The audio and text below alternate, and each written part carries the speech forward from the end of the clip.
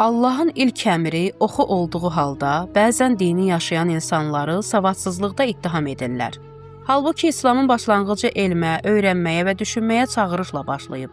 Sonra isə insanın ləyaqətini, iffətini və cəmiyyətin sağlamlığını qorumaq üçün örtünmə əmri gəlib. Quranda örtün əmri veriləndə istifadə olunan əsas sözlərdən biri ximar sözüdür. Ximar ərəb dilində qadının başını örtən örtük deməkdir. Nur surəsi 31-ci ayədə qadınlara ximarlarını sinələrinin üzərinə çəkmələri buyurulur. Bu isə göstərir ki, örtünmə sadəcə simvolik yox, real və zahiri örtünmə mənasındadır. İslam tarixində elmə verilən dəyərin başqa nümunələr də var. Məsələn, İmam Sadiq əleyhissalamın dövründə elmi məktəblər formalaşmış, onun tələbələri bir çox elm sahəsində irəliləyiş əldə etmişdi. Kimya elminin banilərindən sayılan Cabir ibn Həyyan da onun tələbələrindən olub. Peyğəmbər salavatullah buyurmuşdu: elm öyrənmək hər bir müsəlmana, istər kişi olsun, istər qadın, vacibdir. Bu da göstərir ki, İslam mühiti elmi inkişaf etdirən bir mühit olub. Əgər bir din həm oxumağı, həm də mənəvi dəyərləri qorumağı öyrədirsə, bunu geridə qalmışlıq kimi təqdim etmək nə qədər doğrudur? Problem dinin özündə yox, onu düzgün tanımamaqda olur. Çünki elm və iman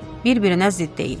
Əksinə, biri digərini gücləndirir. Savadsızlıq isə oxumağa çağıran bir dinə yox, gördüyünü düzgün dərk edə bilməyən, küyə gedən və təhlil qabiliyyəti olmayan adama aiddir.